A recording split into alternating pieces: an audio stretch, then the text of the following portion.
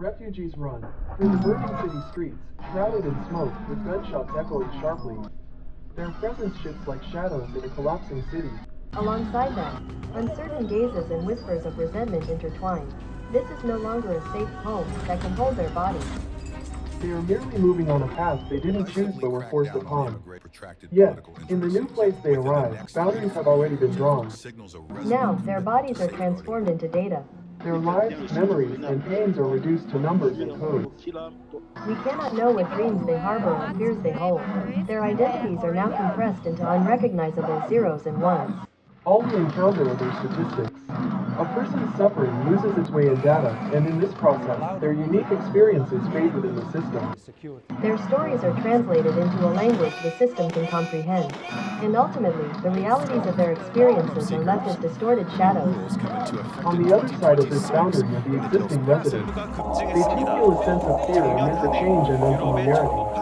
Their anxiety grows as foreigners approach their spaces, wary of potential fractures in the lives they built. Small confrontations accumulate in parts of the city, complex emotions erupting in town squares and narrow alleys. Their unease stems not just from the others as foreigners, but from the uncertainty now casting shadows over their own spaces.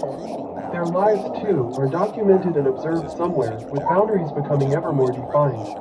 A body turned to data, an existence bound to a system, Their lives are observed behind an invisible wall. fully tracked by the system, yet granted anonymity through transparency, Their names and faces disappear. leaving only numbers and records. Under the guise of efficiency, they drift into anonymity as mere codes in the system. And as we watch them, we too are unwittingly becoming part of the data. Seamlessly integrated into the system regardless of boundaries.